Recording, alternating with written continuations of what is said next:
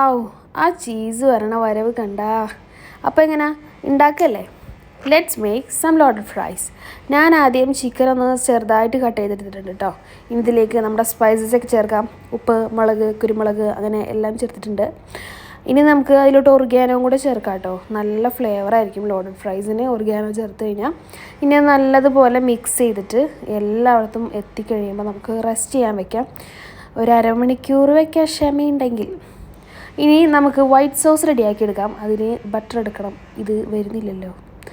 ഇനി ബട്ടർ മെൽറ്റായി കഴിയുമ്പോൾ അതിലേക്ക് മൈദ, പിന്നെ പാല് നല്ലതുപോലെ കുറുകി വരുമ്പോൾ ഉപ്പ്, കുരുമുളക്, നമ്മുടെ നേരത്തെ പറഞ്ഞ ഒറിഗാനോ അതും കൂടെ ഇട്ടിട്ട് നല്ലതുപോലെ മിക്സ് ചെയ്ത് കഴിഞ്ഞാൽ നമ്മുടെ വൈറ്റ് സോസ് ഇവിടെ റെഡി.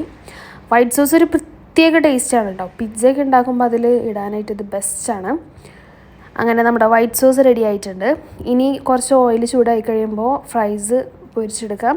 ഞാനിവിടെ ഫ്രോസൺ ഫ്രൈസാണ് യൂസ് ചെയ്തിട്ടുള്ളത് കേട്ടോ. ഇനി നമുക്ക് ചിക്കൻ മസാല തേച്ചില്ലേ അതും പൊരിച്ചെടുക്കാം.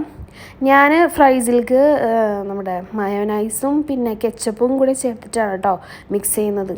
ഇതും വരുന്നില്ലല്ലോ, വീണ്ടും അങ്ങോട്ട് വീണ്ടും. ഇനി ഞാനിത് എല്ലാം ഫ്രൈസിൽ നല്ലതുപോലെ മിക്സ് ചെയ്തിട്ടാണ് കേട്ടോ, കുഴച്ചിട്ടാണ് വെക്കാറ്. അപ്പോഴാണ് കൂടുതൽ ടേസ്റ്റ് എനിക്ക് തോന്നിയിട്ടുള്ളത്. അപ്പോൾ എല്ലായിടത്തേക്കും ഈക്വലായിട്ട് എത്തുമല്ലോ. അപ്പം നല്ല ടേസ്റ്റാണ്. ഇനി നമുക്കിതൊന്ന് സെറ്റ് ചെയ്തെടുക്കാം. ഓവനിൽ വെക്കാൻ പറ്റുന്ന പാത്രത്തിലാണ് കേട്ടോ ഞാൻ ചെയ്തിട്ടുള്ളത്. നമ്മുടെ ഫ്രൈസ്, അതിൻ്റെ മുകളിൽ ചിക്കൻ വാരി വിതറാം. പിന്നെ നമ്മുടെ നേരത്തെ റെഡിയാക്കി വെച്ച വൈറ്റ് സോസിൻ്റെ മെയിനായിട്ടോ നല്ല ടേസ്റ്റാണത്. പിന്നെ എൻ്റെ കയ്യിൽ മൊസറല്ല ചീസ് ഷ്രെഡ് ചെയ്തതുണ്ടായിരുന്നു, അതും കൂടെ ഇട്ട് കൊടുത്തു.